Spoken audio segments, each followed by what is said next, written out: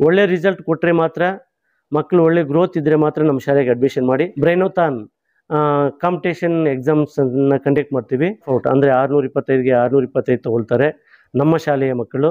ಆ ಮಕ್ಕಳಿಗೆ 2 ಲಕ್ಷ ರೂಪಾಯಿ ಬಹುಮಾನ, ಅದ್ರ ಜೊತೆಗೆ ಒಂದು ಐಫೋನು, ಇನ್ನೊಂದು ಒಳ್ಳೆಯ ಲ್ಯಾಪ್ಟಾಪು. ಮೆರಿಟ್ ಬರ್ತಕ್ಕಂಥ ಮಕ್ಕಳಿಗೆ ನಮ್ಮ ಶಾಲೆಯಲ್ಲಿ ಸಂಪೂರ್ಣವಾಗಿ ಶಾಲಾ ಶುಲ್ಕ ಉಚಿತವಾಗಿರ್ತದೆ. ಫ್ರಮ್ ಬೆಂಗಳೂರಿಂದ ಬಹಳಷ್ಟು ಅಡ್ಮಿಷನ್ಸ್ ಆಗಿದ್ದಾವೆ. 2025-26ನೇ ಶೈಕ್ಷಣಿಕ ವರ್ಷಕ್ಕೆ ನಮ್ಮ ಶಿಕ್ಷಣ ಸಂಸ್ಥೆಯ ಒಂದು 5 ಬ್ರಾಂಚ್ಗಳನ್ನು ಓಪನ್ ಮಾಡ್ತಾ ಇದ್ದೀವಿ.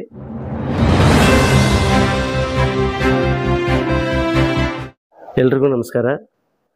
ನಾಡಿನ ಸಮಸ್ತ ನಾಗರಿಕರಿಗೆ ಯುಗಾದಿ ಹಬ್ಬದ ಹಾಗೂ ರಂಜಾನ್ ಹಬ್ಬದ ಶುಭಾಶಯಗಳು.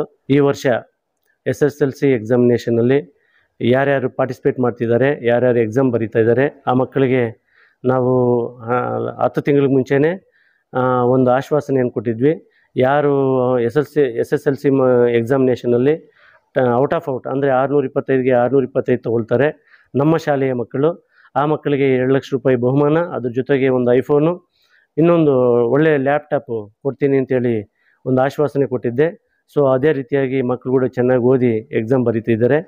ಸೊ ಈಗ ಬರ್ತಕ್ಕಂಥ ರಿಸಲ್ಟಲ್ಲಿ ಆ ಥರ 1, 2, 3 ಜನ ತಗೊಂಡ್ರು ಕೂಡ ನಮ್ಮ ಸಂಸ್ಥೆಯಿಂದ ಈ ನಾವೇನು ಘೋಷಣೆ ಮಾಡಿರ್ತೀವಿ ಅವೆಲ್ಲ ಕೂಡ ಪ್ರೈಸಸ್ ಕೊಡ್ತೀವಿ ಮಕ್ಕಳಿಗೆ. ಅದೇ ರೀತಿಯಾಗಿ ನಮ್ಮ ಶಾಲೆಯಲ್ಲಿ ದಾಖಲಾತಿಗಳು ಪ್ರಾರಂಭ ಆಗಿದ್ದು. ಸೊ ಇದನ್ನೆಲ್ಲ ಪೋಷಕರು ಮತ್ತು ಸಾರ್ವಜನಿಕರು ಸದುಪಯೋಗಪಡಿಸ್ಕೋಬೇಕು. ಮತ್ತು ನಮ್ಮ ಶಾಲೆಗೆ ಈ ವರ್ಷ 2024-25ನೇ ಸಾಲಿನಲ್ಲಿ ಬೇರೆ ಶಾಲೆಗಳಿಂದ ಅಡ್ಮಿಷನ್ ಆಗಿದ್ದಾರೆ. ಆ ಮಕ್ಕಳು ಕೂಡ ಒಳ್ಳೆ ಇಂಪ್ರೂವ್ಮೆಂಟ್ ಆಗಿದ್ದಾರೆ. ಡೇ ಬೈ ಡೇ ಗ್ರೋತ್ ಚೆನ್ನಾಗಿದೆ ಮಕ್ಕಳಲ್ಲಿ. ಒಳ್ಳೆ ಡಿಸಿಪ್ಲಿನ್ ಆಗಿ ಇಂಪ್ರೂವ್ಮೆಂಟ್ ಆಗಿದ್ದಾರೆ. ಸೊ ಅದೇ ರೀತಿಯಾಗಿ ಪೋಷಕರಿಂದ ಒಳ್ಳೆ ಫೀಡ್ಬ್ಯಾಕ್ ಬಂದಿದೆ. ಸರ್, ನಮ್ಮ ಮಕ್ಕಳು ನಿಮ್ಮ ಶಾಲೆಗೆ ಬಂದಮೇಲೆ ಒಳ್ಳೆ ಇಂಪ್ರೂವ್ಮೆಂಟ್ ಆಗಿದ್ದಾರೆ, ಸೊ ಇದನ್ನು ಇದೇ ರೀತಿ ಕಂಟಿನ್ಯೂ ಮಾಡಿ ಅಂತ ಕೂಡ ಒಂದು ಒಳ್ಳೆ ಮಾತುಗಳು ಪೇರೆಂಟ್ಸ್ ಕಡೆಯಿಂದ ಬಂದಿರ್ತವೆ. ಸೊ ಪೋಷಕರ ನಂಬಿಕೆಯನ್ನು ನಾವು ಯಾವತ್ತೂ ಕೂಡ ನಾವು ಹುಸಿ ಮಾಡುವುದಿಲ್ಲ. ಮತ್ತು ನಾವು ಏನು ಆಶ್ವಾಸನೆ ಕೊಟ್ಟಿರ್ತೀವಿ 100% ನಾವು ಅದನ್ನು ಫಾಲೋ ಅಪ್ ಮಾಡ್ತೀವಿ.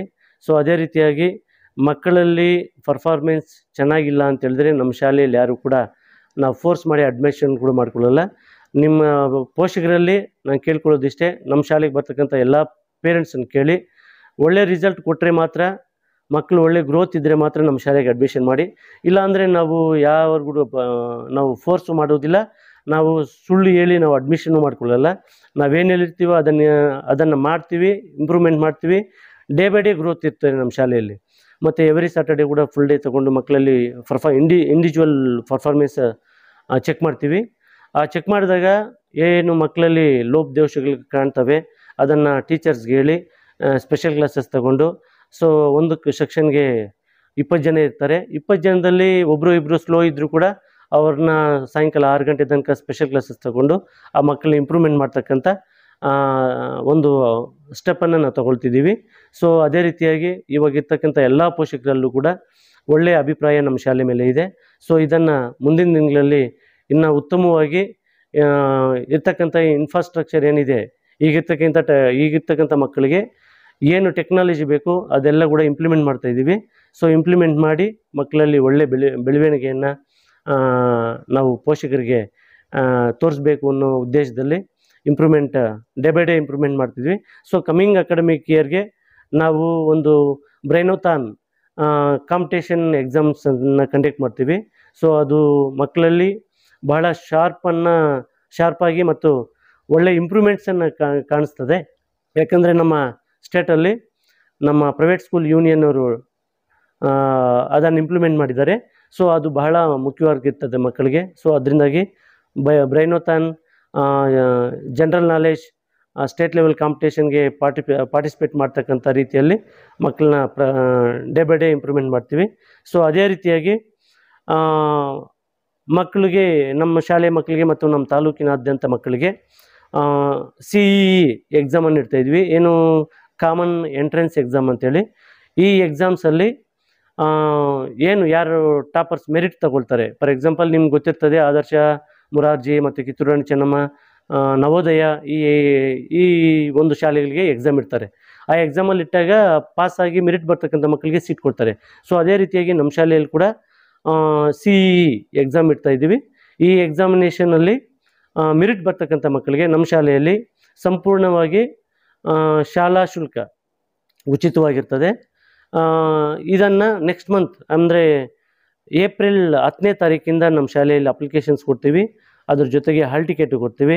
ಮತ್ತು ಯಾವ ಡೇಟ್ಗೆ ಅವ್ರು ಬಂದು ಎಕ್ಸಾಮ್ ಬರೀಬೇಕು ಅನ್ನೋದು ಕೂಡ ನಾವು ಅನೌನ್ಸ್ ಮಾಡ್ತೀವಿ. ಅದಕ್ಕೆ ಬಂದು ಎಕ್ಸಾಮ್ ಬರೀಲಿ, ನಿಮ್ಮ ಮಕ್ಕಳಿಗೆಲ್ಲ ಒಳ್ಳೆಯದಾಗಲಿ ಅಂತೇಳಿ ಬಯಸ್ತಾ ಇದ್ದೀನಿ.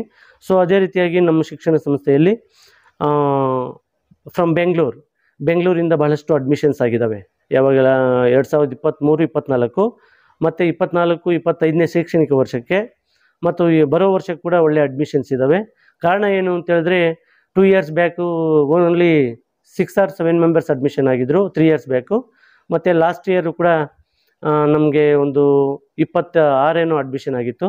ಮತ್ತು ಈ ವರ್ಷ ನಿಯರ್ಲಿ 41 ಜನ ಮಕ್ಕಳು ಅಡ್ಮಿಷನ್ ಆಗಿದ್ದಾರೆ. ಏನು ಅಂತೇಳಿದ್ರೆ ಅವರು ಬೆಂಗಳೂರಿಂದ ಇಲ್ಲಿಗೆ ಬರ್ತಕ್ಕಂಥ ಕಾರಣ ಏನು ಅಂತೇಳಿದ್ರೆ ಮಕ್ಕಳಲ್ಲಿ ಒಳ್ಳೆ ಎಜುಕೇಷನ್ ಇದೆ, ಹ್ಯಾಂಡ್ ರೈಟಿಂಗ್ ಡೆವಲಪ್ಮೆಂಟ್ ಇದೆ, ಮತ್ತು ಒಳ್ಳೆ ಡಿಸಿಪ್ಲಿನ್ ಇದೆ, ಮತ್ತು ಒಳ್ಳೆ ನೀಟ್ನೆಸ್ ಕಲಿತವ್ರೆ. ಮತ್ತು ಹಾಸ್ಟೆಲಲ್ಲಿ ಇರೋದ್ರಿಂದ ಮಕ್ಕಳು ಸೆಲ್ಫ್ ರೆಸ್ಪಾನ್ಸಿಬಿಲಿಟಿ ಕಲಿತಾರೆ. ಯಾವ ಥರ ಇರಬೇಕು, ಏನಿರಬೇಕು, ಮತ್ತು ಹೇಗಿರಬೇಕು, ಮತ್ತು ರೆಸ್ಪಾನ್ಸಿಬಿಲಿಟೀಸ್ ಏನಿರುತ್ತೆ.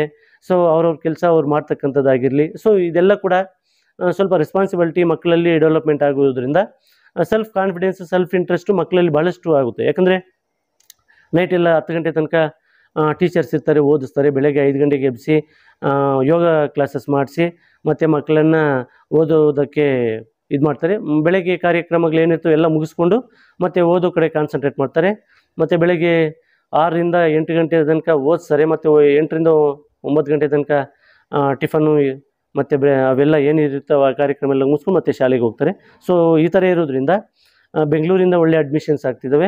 2025-26ನೇ ಶೈಕ್ಷಣಿಕ ವರ್ಷಕ್ಕೆ ನಮ್ಮ ಶಿಕ್ಷಣ ಸಂಸ್ಥೆಯ ಒಂದು 5 ಬ್ರ್ಯಾಂಚ್ಗಳನ್ನು ಓಪನ್ ಮಾಡ್ತಾಯಿದ್ದೀವಿ. ಒಂದು ಬಂದು ಉತ್ನೂರು ಕ್ರಾಸ್ ಮುಲ್ಬಾಲ್ ತಾಲೂಕು, ಮತ್ತೊಂದು ತಾಯ್ಲೂರಲ್ಲಿ ಮಾಡ್ತಾಯಿದ್ದೀವಿ. ಇನ್ನೊಂದು ಬಂದು ಬೆಂಗಳೂರು ಈಸ್ಟಲ್ಲಿ ಕಾಡುಗುಡಿ ಹತ್ರ ಒಂದು ಡೆಲ್ಲಿ ಇಂಟರ್ನ್ಯಾಷನಲ್ ಸ್ಕೂಲ್ ಅಂತ ಮಾಡ್ತಾಯಿದ್ದೀವಿ. ಕಾಡುಗುಡಿನಲ್ಲಿ ಒಂದಾಯಿತು. ಮತ್ತು ಗುಡಿಬಂಡೆಯಲ್ಲಿ ಒಂದು ಡೆಲ್ಲಿ ಇಂಟರ್ನ್ಯಾಷನಲ್ ಸ್ಕೂಲ್ ಮಾಡ್ತಿದ್ದೀವಿ.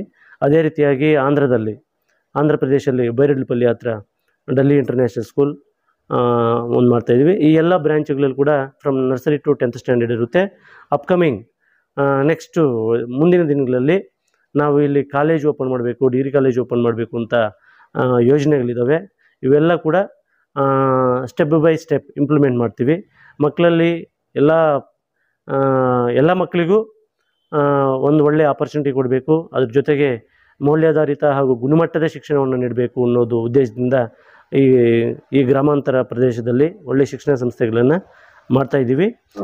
1ನೇ ತರಗತಿಯಿಂದ 10ನೇ ತರಗತಿವರೆಗೂ ನಾವು CEE ಕಾಮನ್ ಎಂಟ್ರೆನ್ಸ್ ಎಕ್ಸಾಮಿನೇಷನ್ ಅಂತ ಕಂಡಕ್ಟ್ ಮಾಡಿ ಆ ಮಕ್ಕಳಲ್ಲಿ ಮೆರಿಟ್ ಬರ್ತಕ್ಕಂಥ ಮಕ್ಕಳಿಗೆ ನಾವು ಉಚಿತ ಶಿಕ್ಷಣ ಕೊಡಬೇಕು ಅಂತೇಳಿ ತೀರ್ಮಾನ ಮಾಡಿದ್ದೇವೆ. ಏನಕ್ಕೆ ಈ ಉಚಿತ ಶಿಕ್ಷಣ ಕೊಡ್ತಾ ಇದ್ದೀವಿ ಅಂತೇಳಿದ್ರೆ ಕೆಲವೊಂದು ಶಿಕ್ಷಣ ಸಂಸ್ಥೆಗಳಲ್ಲಿ ನಮ್ಮ ಶಿಕ್ಷಣ ಸಂಸ್ಥೆಯಲ್ಲಾಗಿರ್ಬೋದು, ಬೇರೆ ಶಿಕ್ಷಣ ಸಂಸ್ಥೆಗಳಾಗಿರ್ಬೋದು, ಇಲ್ಲಾಂದರೆ ಸರ್ಕಾರಿ ಶಾಲೆಗಳಾಗಿರ್ಬೋದು, ಮಕ್ಕಳಿಗೆ ಒಂದು ಆಪರ್ಚುನಿಟಿ ಸಿಗ್ತಾ ಇಲ್ಲ. ಕಾರಣ ಏನು ಅಂತೇಳಿದ್ರೆ ಫೀಸ್ ಕಟ್ಟೋದಾಗಿರ್ಬೋದು, ಮತ್ತೊಂದಾಗಿರ್ಬೋದು, ವೆಹಿಕಲ್ಸ್ ಆಗಿರ್ಬೋದು. ಸೊ ಇವೆಲ್ಲ ಕೂಡ ಮಕ್ಕಳಿಗೆ ಸಿಗ್ತಾ ಇಲ್ಲ. ಸೊ ಅದರಿಂದಾಗಿ ನಾವು ಎಕ್ಸಾಮ್ ಇಟ್ಟಾಗ ಈ ಮಕ್ಕಳೇನಾದರೂ ಮೆರಿಟ್ ಬಂದರೆ ಸೊ ಅಂಥ ಮಕ್ಕಳಿಗೆ ನಾವು ಒಳ್ಳೆಯ ಮೌಲ್ಯಾಧಾರಿತ ಹಾಗೂ ಗುಣಮಟ್ಟದ ಶಿಕ್ಷಣವನ್ನು ಪ್ರತಿಭಾನ್ವಿತ ವಿದ್ಯಾರ್ಥಿಗಳಿಗೆ ನೀಡೋದಕ್ಕೆ ತೀರ್ಮಾನ ಮಾಡಿದ್ದೀವಿ. ಸೊ ಇದನ್ನು ಎಲ್ಲ ಪೋಷಕರು ನಮ್ಮ ತಾಲೂಕಿನಾದ್ಯಂತ ಎಲ್ಲರೂ ಕೂಡ ಸದುಪಯೋಗ ಪಡಿಸ್ಕೊಂಡು ನಿಮ್ಮ ಮಕ್ಕಳನ್ನು ಈ CEE ಎಕ್ಸಾಮ್ಗೆ, ಕಾಮನ್ ಎಂಟ್ರೆನ್ಸ್ ಎಕ್ಸಾಮ್ಗೆ ಪಾರ್ಟಿಸಿಪೇಟ್ ಮಾಡಿಸಿ ಒಂದು ಎಕ್ಸಾಮನ್ನು ಕಟ್ ಮಾಡಿ ಹೇಳ್ತೀನಿ. ಪರೀಕ್ಷೆಯಲ್ಲಿ ಎಲ್ಲ ಮಕ್ಕಳು ಪಾರ್ಟಿಸಿಪೇಟ್ ಮಾಡಿ ಪೋಷಕರು ಸಹಕಾರ ನೀಡಿ ಈ ಮಕ್ಕಳು ಈ ಎಕ್ಸಾಮಿನೇಷನಲ್ಲಿ ಉತ್ತಮವಾದಂಥ ಅಂಕಗಳನ್ನು ಪಡೆದರೆ ಅಂತಹ ಪ್ರತಿಭಾನ್ವಿತ ವಿದ್ಯಾರ್ಥಿಗಳಿಗೆ ನಮ್ಮ ಶಿಕ್ಷಣ ಸಂಸ್ಥೆಯಲ್ಲಿ ಉಚಿತ ಮತ್ತು ಕಡ್ಡಾಯ ಶಿಕ್ಷಣವನ್ನು ನೀಡ್ತೇವೆ. ಇದನ್ನು ಎಲ್ಲ ಪೋಷಕರು ಸದುಪಯೋಗ ಪಡಿಸ್ಕೊಂಡು ತಾವು ತಮ್ಮ ಮಕ್ಕಳಿಗೆ ಒಳ್ಳೆಯ ಭವಿಷ್ಯವನ್ನು ರೂಪಿಸಬೇಕು ಅಂತೇಳಿ ತಮ್ಮಲ್ಲಿ ಕಲೆಕಲಿಯ ಮನವಿ ಮಾಡ್ತಾ ಇದ್ದೀನಿ. ಇದೇ ವಿಚಾರವಾಗಿ ನಮ್ಮ ಶಿಕ್ಷಣ ಸಂಸ್ಥೆಗಳಲ್ಲಿ ಗ್ರಾಮಾಂತರ ಪ್ರದೇಶದಲ್ಲಿ ಇರ್ತಕ್ಕಂಥ ಎಲ್ಲ ಪೋಷಕರಿಗೂ ಕೂಡ ಅನುಕೂಲವಾಗುವ ರೀತಿಯಲ್ಲಿ ಫೀಸಸ್ ಎಲ್ಲನೂ ರೀಸನಬಲ್ ಆಗಿ ಇರ್ತದೆ. ಇದು ಏನು ಸಿಟಿ ಲೆವೆಲಲ್ಲಿ 1 ಲಕ್ಷ 2 ಲಕ್ಷ ಈ ಥರ ಇರೋದಿಲ್ಲ. ಸೊ ಇಲ್ಲಿ ಕೂಡ ಬಹಳಷ್ಟು ನಾರ್ಮಲ್ ಫೀಸಸ್ ಇರುತ್ತೆ. ಯಾಕಂದರೆ ಕಾರಣ ಇಲ್ಲಿ ಈ ಏರಿಯಾದಲ್ಲಿ ಈ ಭಾಗಗಳಲ್ಲಿ ಕೂಲಿ ಕಾರ್ಮಿಕರು ಮತ್ತು ರೈತರು ಮತ್ತು ಸಣ್ಣ ಪುಟ್ಟ ವ್ಯಾಪಾರಸ್ಥರು ಇರೋದ್ರಿಂದ ಸೊ ನಾವೆಲ್ಲ ನಾರ್ಮಲ್ ಫೀಸಸ್ ಇಟ್ಟಿದ್ದೀವಿ. ಸೊ ಇದನ್ನು ಎಲ್ಲ ಪೋಷಕರು ಸದುಪಯೋಗ ಪಡಿಸ್ಕೊಂಡು ತಾವೆಲ್ಲರೂ ಕೂಡ ಒಳ್ಳೆಯ ಸಹಕಾರ ನೀಡಬೇಕು ಅಂತೇಳಿ ತಮ್ಮಲ್ಲಿ ಮನವಿ ಮಾಡ್ಕೊಳ್ತಾ ಇದ್ದೀನಿ.